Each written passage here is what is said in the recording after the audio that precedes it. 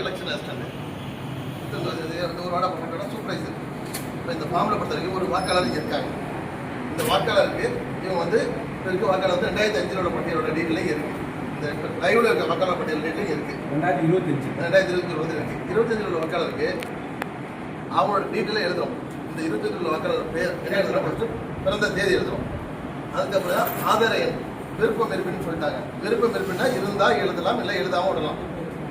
எழுதி ஆகும் அப்லோட் எடுக்குது. விருப்பம் இருப்பின்னு இருந்தால் தேவையில்லை, விருப்பத்தில் வந்து தேவையில்லைங்கிறதே எங்களுக்கு இன்ஸ்ட்ரக்ஷன் கொடுத்துருக்காங்க. அப்லோட் பண்ணி பார்க்குறேன்.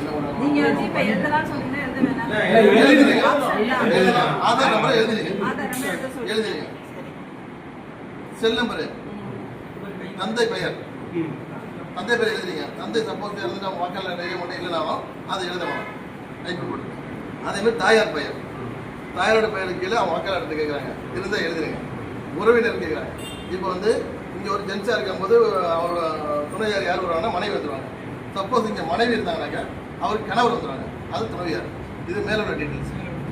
கீழோட டீட்டெயில்ஸ் வந்து இவர் வந்து ஃபோன் நம்பர் யார், எந்த ஃபோன் நம்பர் சொல்லு, இவருடைய ஃபோன் நம்பர், அவரோட ஃபோன் நம்பர் தான்.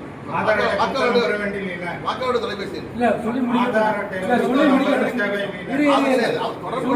எந்த நம்பர் கொடுத்தாலும் எடுத்துக்கும். இந்த இடத்துல வந்து இவர் வந்து 2002 வாக்களிச்சிருக்காரு அப்படின்னா அவர் வாக்காளர் டீட்டெயில் இருக்கும். 2002 வந்து இருக்கும். அவரோட டீட்டெயில் எடுத்து வாக்காளர் பெயர் எடுத்து அவரோட பேர், இந்த வாக்காளரோட பேர் சேம் பேர். வாக்காளர் முந்தைய வாக்காளர் இருப்பின்னு போடுறாங்கல்ல, அது வந்து நீங்கள் எடுக்கும் போது அது பழைய வாக்காளர் லிஸ்ட்டில் அவரோட பேர் இருக்கும். பேர் அடையாள அட்டை பழைய நம்பர் இருக்கும். சப்போஸ் பழைய அடையாள அட்டையில் அவர் நம்பர் இல்லை, ஐஃபோன் போட்டுருக்கும் பழைய லிஸ்ட் எடுத்து பார்த்தீங்கன்னா அடையாள அட்டை வராது. அப்படி வராத பட்சத்துக்கு இங்கே உள்ள புது வாக்காளர் அட்டையை எழுதிருங்க. அதுக்கு கீழே உறவினர் பெயர், அந்த வாக்காளர் 2002 வாக்காளர் உறவினர் பெயர் என்னக்கா அப்பாவோ அம்மாவோ ஏதோ கொடுத்துருப்பாங்க. மேக்ஸிமம் அப்பாவோட தான் இருக்கும். ஜென்ஸாக இருந்தால் அப்பாவோட இருக்கும், ஜென்ஸாக இருந்தால் அப்பாவோட இருக்கும். அதே வந்து லேடிஸாக இருந்தாங்கன்னா கணவர் பேர் போட்டு கொடுத்துருப்பாங்க. அப்போ என்ன உறவுமுறை பேர் என்ன இருக்கோ அந்த பேர் எழுதுறீங்க. இவங்களுக்கான உறவுமுறை இவங்க யாரு? இவருக்கு வந்து அப்பா ஓட்டு கொடுத்தாங்க தந்தை, அம்மா ஓட்டு கொடுத்தாங்கன்னா தாயார் போட்டுருப்பாங்க. அது இவங்க லேடிஸாக இருந்தாங்கன்னா கணவர் கொடுத்தாங்கன்னா கணவர் போட்டு கணவர், அதான் உறவுமுறை. நீங்கள் கணவர்.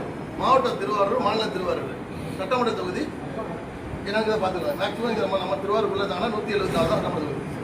174 2002 திருவாரூர் தாண்டி வெளில எங்கேயா இருந்தாங்க